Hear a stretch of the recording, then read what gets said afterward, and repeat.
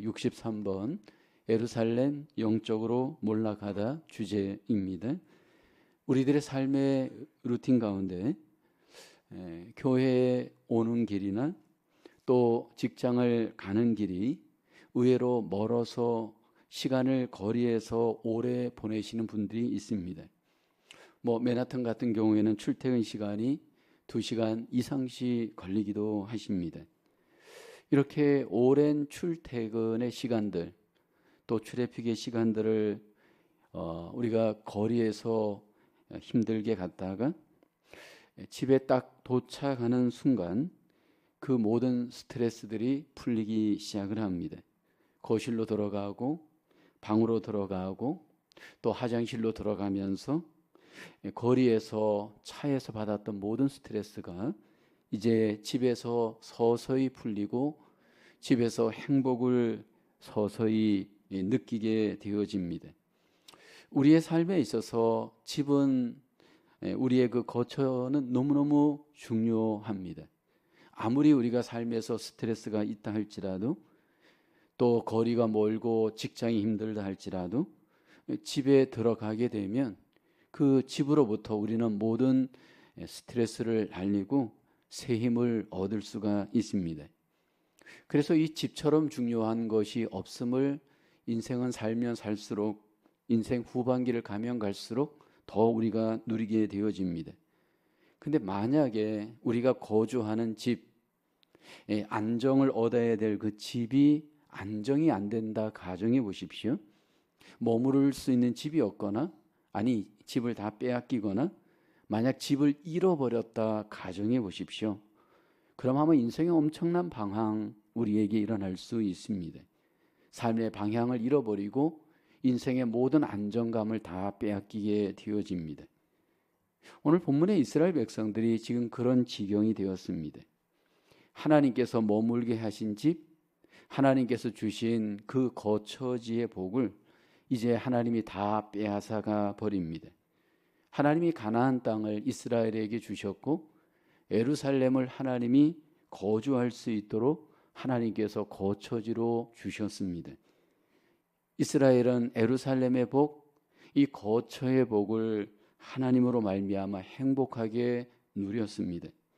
그렇지만 영적으로 부패하면서 모든 거처의 복, 안정의 복을 하나님이 다 빼앗아가 버립니다. 그로 인해서 인생 속에 방황과 갈등과 고통을 겪게 되어지죠.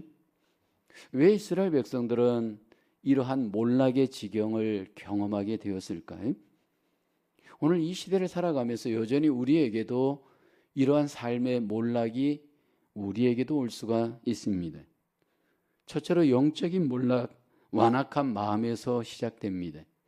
이스라엘의 실패는 영적인 몰락이었고 그 완악한 마음에서 시작이 됩니다. 역대하 36장 12절 13절에 그가 하나님 여호와 보시기에 악을 행하고 선지자 에레미야가 여호와의 말씀으로 일러도 그 앞에서 겸손하지 아니하였으며 또한 느부갓네살 왕이 그를 그의 하나님을 가리켜 맹세하게 하였으나 그가 왕을 배반하고 목을 곧게 하며 마음을 완악하게 하여 이스라엘 하나님 여호와께로 돌아오지 아니하였고 라고 합니다.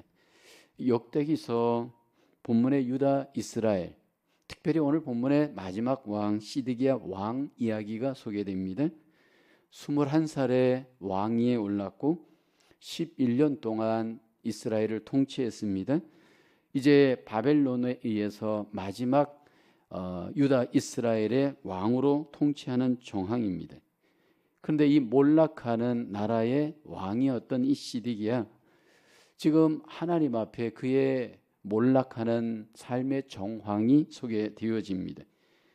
그의 문제는 마음이 완악하였다. 오늘 본문은 우리에게 소개하고 있습니다. 이 마음의 완악함으로부터 결국 몰락이 시작이 되어집니다. 여러분, 이 마음의 완악함은 어떤 의미가 있을까요? 옛날 개혁 성경, 지금은 개혁 개정판은 완악하다 하였지만 개혁판에 보면 강팍하다 그렇게 소개를 합니다. 완악하다, 강팍하다 이 마음은 마음이 죄악으로 굳어져 있는 마음입니다. 이 완악한 마음을 다른 표현으로 하면 마치 금강석 같은 마음입니다. 스가랴서 7장 12절을 보면 그 마음을 금강석 같게 하여 율법과 만군의 여호와가 그의 영으로 옛 선지자들을 통하여 전한 말을 듣지 아니하므로 큰 진노가 만군의 여호와께로부터 나왔도다. 이스라엘의 마음, 시드기야의 마음, 모든 그 멸망하는 자들의 마음의 가장 큰 문제는 완악한 마음이 문제입니다. 이 완악한 마음의 가장 나타나는 외적인 특징이 무엇일까요? 사람이 마음이 완악하면 남의 말을 듣지 않습니다. 완악한 사람은 배우지 않습니다. 완악한 사람은 남의 말을 따르지 않습니다. 무엇보다도 하나님의 말씀을 완악한 마음은 전혀 받아들이지 않습니다.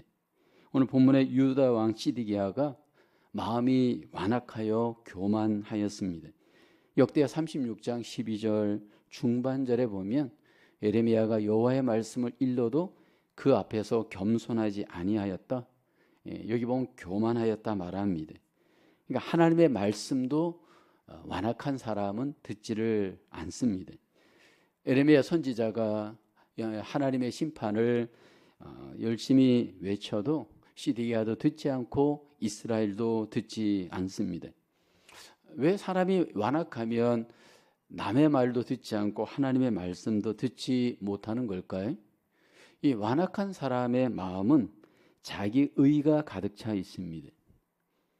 이 자기 의가 가득한 사람은 항상 자기 자신에 대해서 아무런 문제의식을 갖지를 않습니다.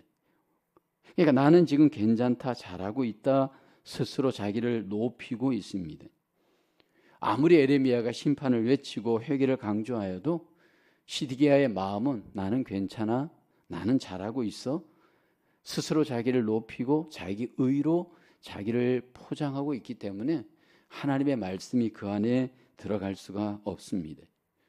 이렇게 마음이 완악하면 교만하고, 이 교만한 사람은 결국 자기 자신에 대해서 회개가 없습니다. 회개하면 하나님께로 돌아가는데 이 마음이 완악한 사람은 회개가 없고 오직 나만 있을 뿐입니다. 자기 죄를 인정하지 않고 자기 스스로를 의지하고 자기 의가 가득 차 있어서 교만하게 내가 내 인생의 주인이 되어져 있는 사람, 완악한 마음의 사람의 특징입니다. 왜 이렇게 완악한 마음이 시드기야처럼 이렇게 가득하게 되어질까요? 여러분, 이 완악한 마음은 하루아침에 이루어지는 것은 아닙니다. 이 완악한 마음의 사람들은 하나님 앞에 은혜를 받지 못하기 때문입니다. 하나님 앞에 은혜를 받지 못하고 내 행위를 앞세우고 내 공로를 앞세우고 내 노력을 앞세우고 내 의를 앞세우게 되어지면 결국 내 안에 내가 가득 차 있게 되어집니다. 만약 내가 마음이 완악하다면 그 완악한 마음을 어떻게 하면 우리가 고쳐낼 수 있을까요? 시드기야가 이 완악한 마음을 고치기 위해서 먼저 하나님의 말씀을 먼저 내려놓고 들어야 했습니다. 물론 이것을 듣는 것이 쉽지가 않습니다. 여러분, 오늘 우리가 그렇습니다. 하나님의 말씀이 들려줘야 듣잖아요. 하나님의 말씀이 내가 듣고 싶다고 해서 막 듣는 게 아니고 하나님이 듣는 은혜를 우리에게 베풀어 주셔야 됩니다. 여기 시드기야가 마음이 완악하다 보니까 하나님의 말씀이 들리지를 않습니다. 어떻게 하면 우리가 하나님께 돌아가서 우리의 마음이 새로워질 수 있을까요? 내가 지금 하나님께 돌아가 있고 하나님 중심인가 아닌가를 우리가 측정할 수 있는 마음의 사인이 있습니다. 내가 지금 하나님께 돌아가 있다면 내 마음은 겸손한 사람입니다. 나를 내려놓고 겸손하게 하나님께 돌아가 있으면 내 마음은 겸손합니다. 근데 하나님께 돌아가 있지 않고 내 마음이 나에게 머물러 있으면 교만합니다. 우리의 인생에 하나님이 나의 주인이시고 왕으로 인정하고 겸손하게 그분께 내 인생의 마음의 방향을 돌리면 그 사람은 이제 완악함으로부터 돌아설 수 있는 기회가 있습니다. 완악한 마음이 주는 또 하나의 중요한 특징은 하나님이 주신 것들에 대해서 가치를 갖지 않습니다.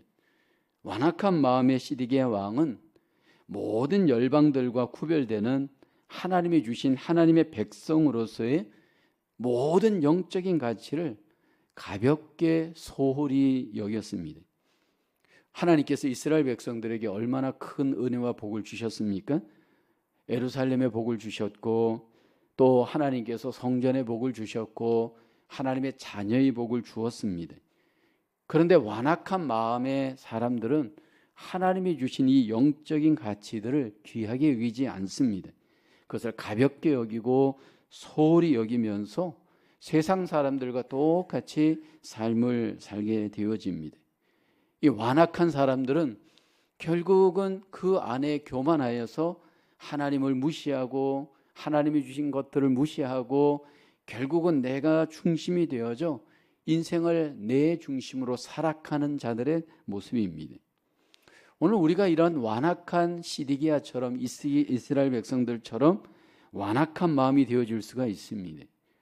이 시간도 우리가 하나님 앞에 예배할 때 내 마음이 완악하지 않도록 하나님 앞에 항상 은혜를 받고 내 마음을 새롭게 회복하는 저와 여러분 되어야 할 줄로 믿습니다.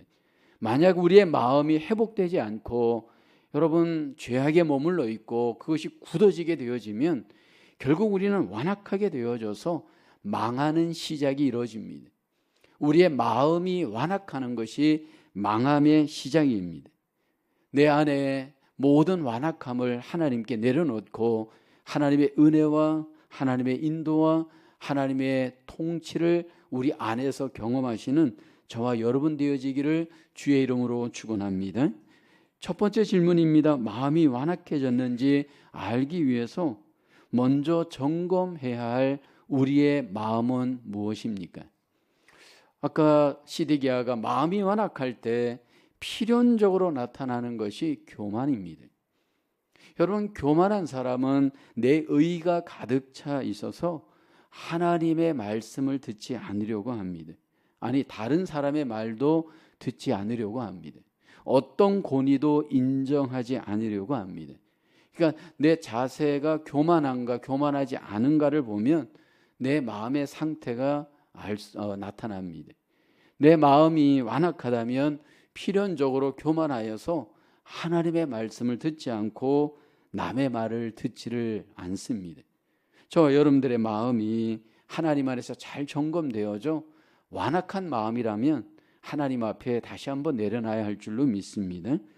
두 번째로 영적으로 몰락하면 하나님의 말씀을 멸시하게 됩니다. 영적으로 몰락한 사람들 하나님의 말씀도 여러분 들을 수 없습니다. 예레미야 38장 15절에 보면 예레미야가 시드기야에게 이르되 내가 이를 왕에게 아시게 하여도 왕이 결코 나를 죽이지 아니하시리까? 가령 내가 왕을 고난다 할지라도 왕이 듣지 아니하시리이다. 여기 보면 유다 이스라엘에 대한 하나님의 심판과 몰락이 지금 다가오고 있습니다. 예레미야를 통해서 하나님께서 이 메시지를 지금 증거하게 하십니다. 지금 하나님께서 계속하여 인내하면서 유다 이스라엘 가운데 하나님의 심판을 증거하게 합니다. 하나님께서 계속하여서 인내하면서 유다 이스라엘 가운데 하나님의 말씀을 아무리 전하여도 유다 이스라엘 백성들이 하나님의 말씀을 멸시합니다. 오늘 예레미야는 그 사실을 알았습니다. 내가 왕을 고난다 할지라도 왕이 듣지 아니하시리이다. 하나님의 말씀을 멸시하는 예레미야의 태도를 이미 예레미야는 알았습니다. 시드기야가 하나님의 말씀을 듣지 않는 이유, 이것이 바로 그들의 마음이 완악해 있었고 영적으로 몰락해 있었기 때문입니다. 이렇게 듣지 않을 때 하나님의 말씀을 전하는 메신저들, 사명자들은 어떻게 해야 할까? 예레미야를 보게 되면 정직하게 하나님의 말씀을 전합니다. 듣든지 아니 듣든지 정직하게 하나님의 말씀을 전합니다. 자기 짐작, 자기 느낌, 자기 생각대로 하나님의 말씀을 걸러내지 않고 그냥 정직하게 에레미야가 전합니다. 듣는 이가 불편할지라도, 듣는 이가 듣지 아니할지라도 여기 진리 말씀을 사명자 에레미야가 선포합니다. 이것이 바로 하나님께서 부르신 사명자들의 역할입니다.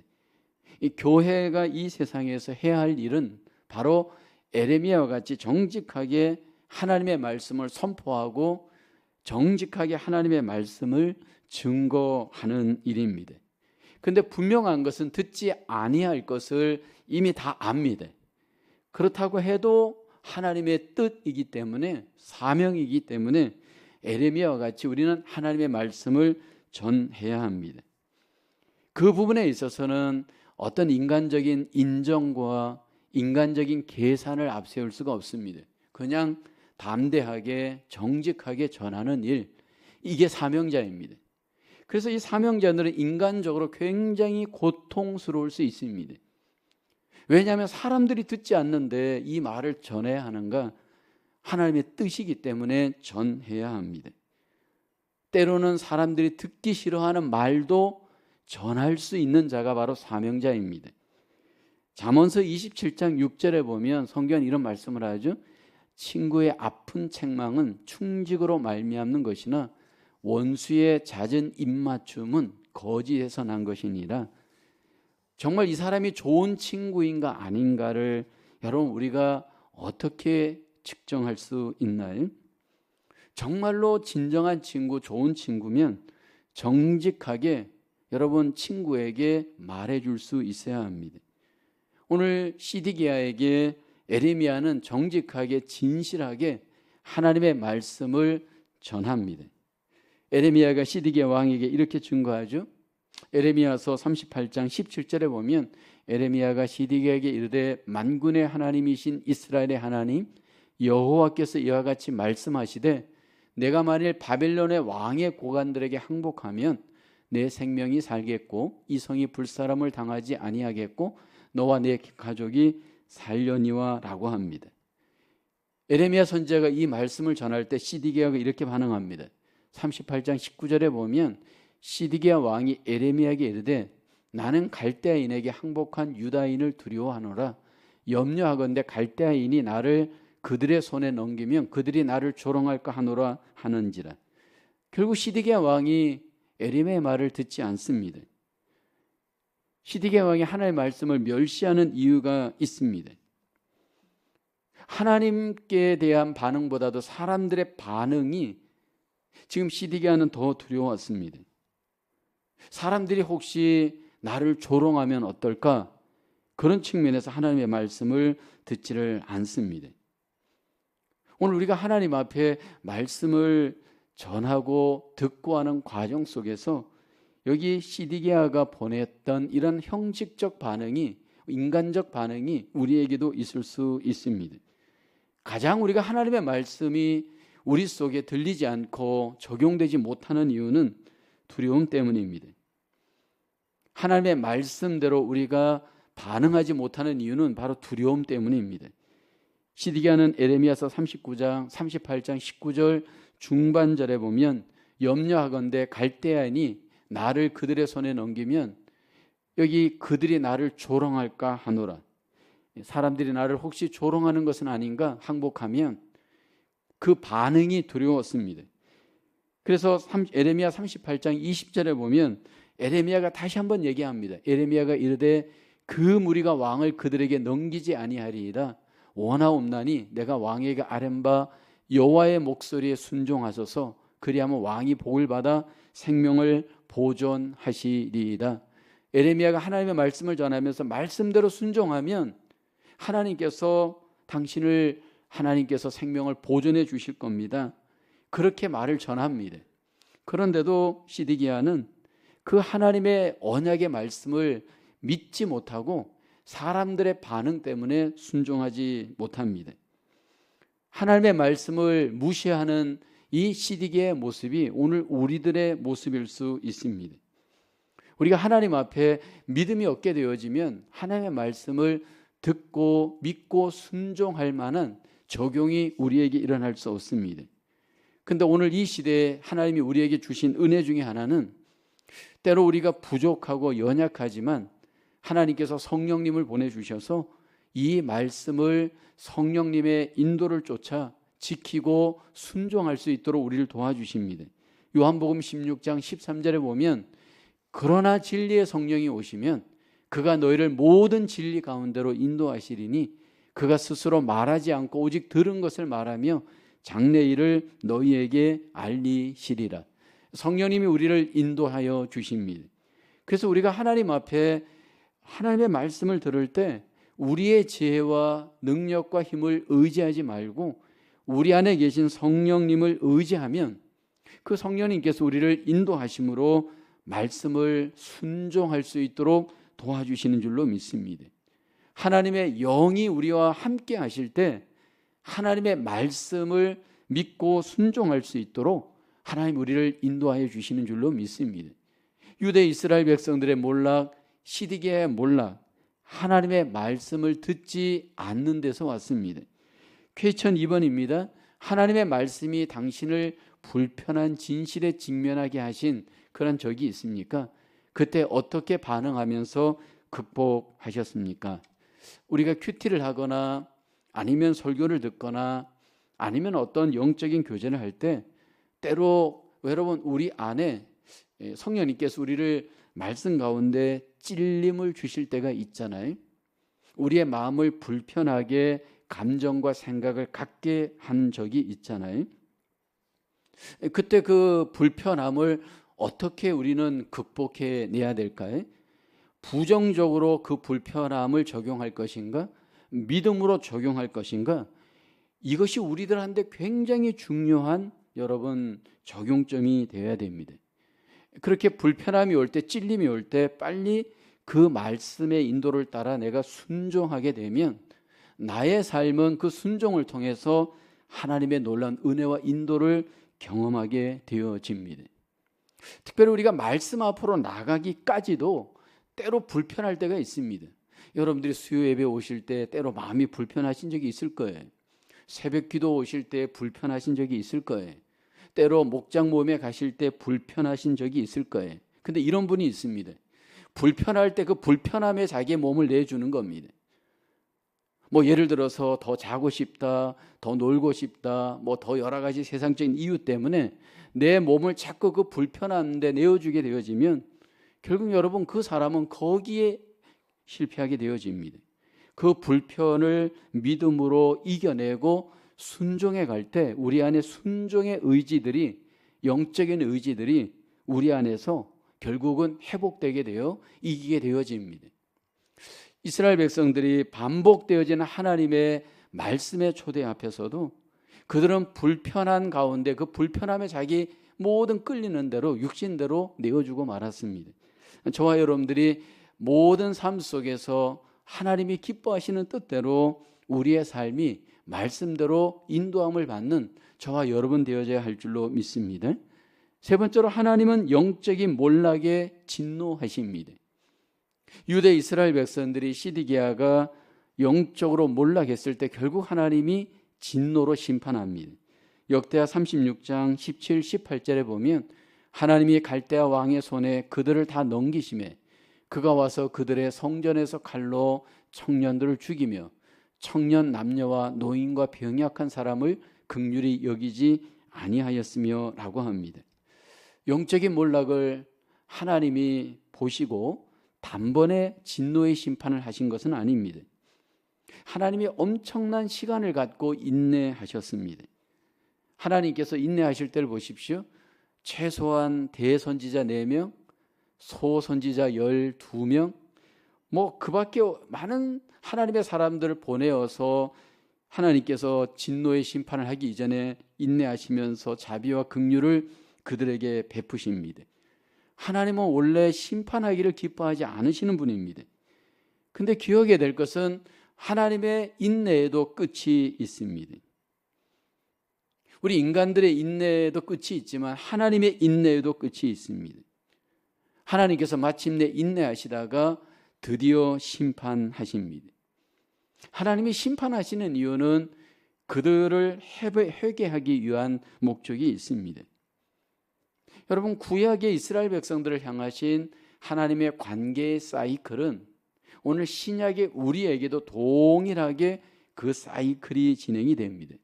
여전히 하나님은 지금도 우리에 대해서 인내하십니다. 근데 여러분, 인내하신 하나님이 때가 되어지면 결국 심판하십니다. 베드로후서 3장 8절로 9절에 보면 사랑하는 자들아, 주께는 하루가 1000년 같고 1000년이 하루 같다는 이 한 가지를 잊지 말라.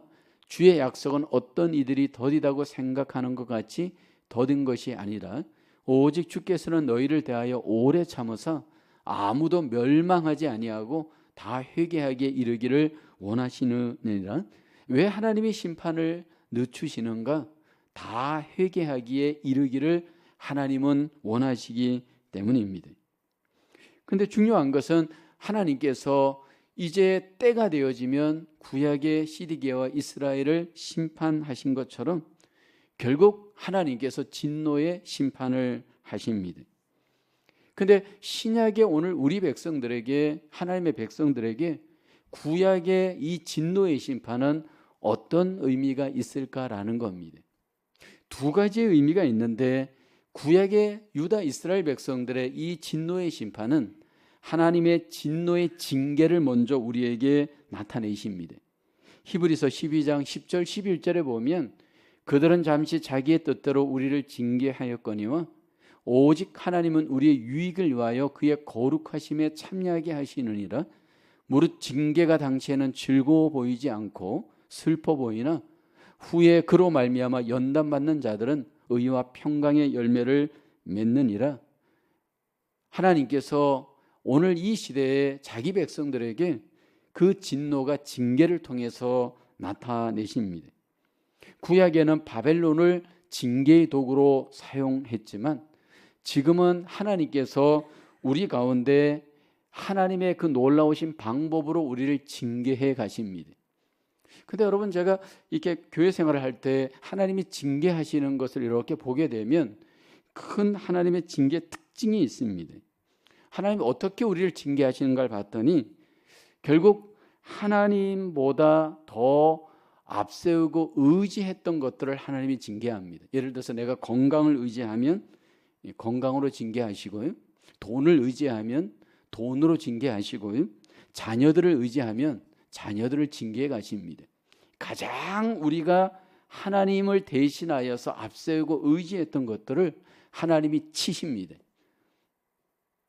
그래서 하나님께서 징계하심으로 하나님께서 그들을 하나님께로 돌아오게 하십니다. 그래서 징계는 우리에게 있어서 오늘 본문에 보면 유익하다 말씀을 하잖아요. 히브리서에서 징계를 당하면서, 고난을 당하면서 영적 연단을 하나님은 우리에게 갖게 하십니다. 충분한 연단을 통해서 하나님 앞에 우리의 영성을 하나님 중심으로 하나님이 회복을 시키십니다. 사실 이스라엘 백성들이 70년 동안 바벨론의 포로 되어졌을 때 하나님께서 그들을 징계하실 때 이스라엘 백성들은 그 당시에는 그것이 징계의 하나님의 뜻을 잘 몰랐습니다. 그러나 이제 나중에 돌아오고 난 뒤에 하나님께서 왜 우리를 이렇게 징계했는지 알게 되어지죠. 그 징계는 연단이 목적입니다. 회개가 목적입니다. 하나님께 돌아오게 하시기 위함이 목적입니다.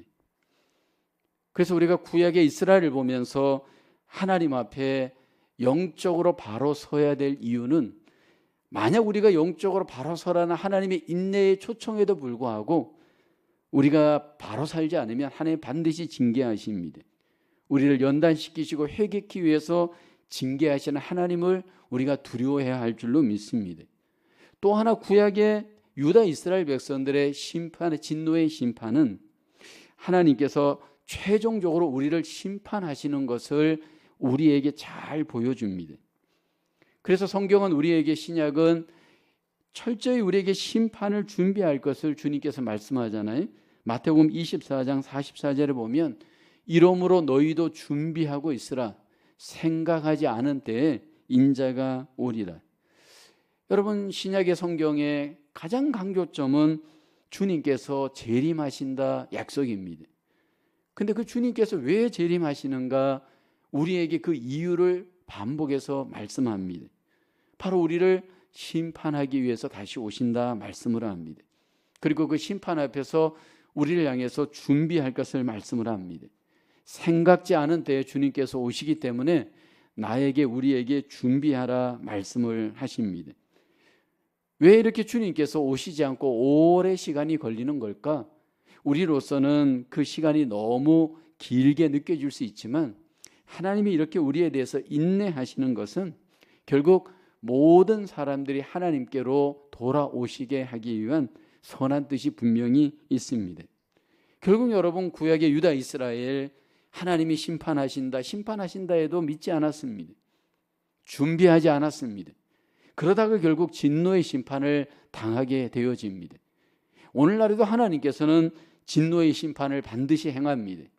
징계를 통해서 우리를 진노하면서 하나님의 살아계심을 나타내시고요, 최종적인 심판을 통해서 우리에게 심판의 날로 다가오시게 되어집니다. 근데 중요한 것은 이 심판은 우리의 눈에 잘 보이지 않습니다. 유다 이스라엘 백성들에게 심판이 멸망으로 적용되어지기까지 오랜 시간이 걸렸습니다. 반복하여 선지자를 보내어서 말씀했습니다. 그리고 하나님은 인내하고 또 인내하였습니다. 그러나 결국 하나님의 때에 심판은 적용이 되었습니다.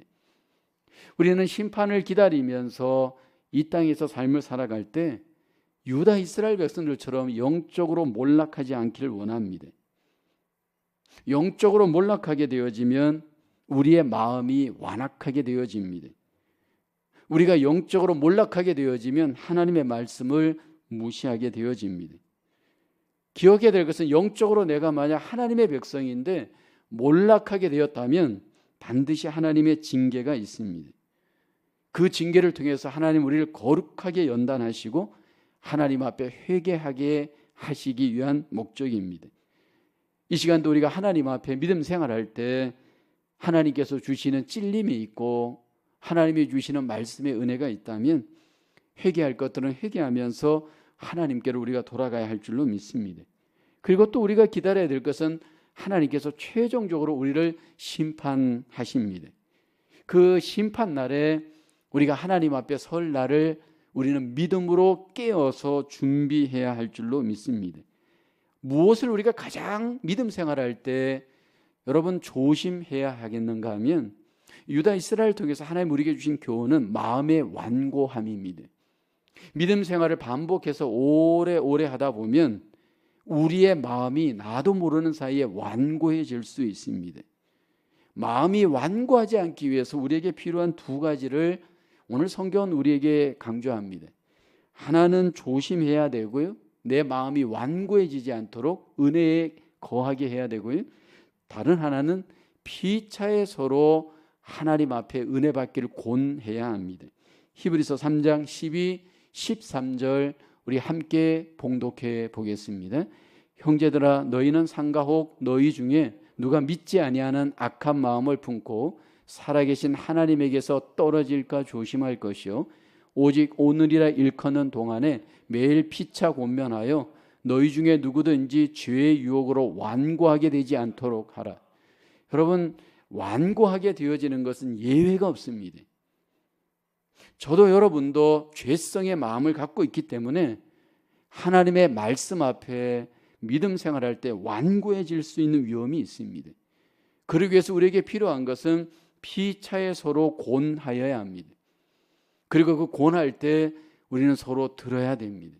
하나님 안에서 조심하고 서로 권하여서 우리가 하나님의 영적인 파산과 여러분 멸망을 당하지 않도록 하나님 앞에 우리를 세워가는 저와 여러분 되어지기를 주님의 이름으로 축원하겠습니다.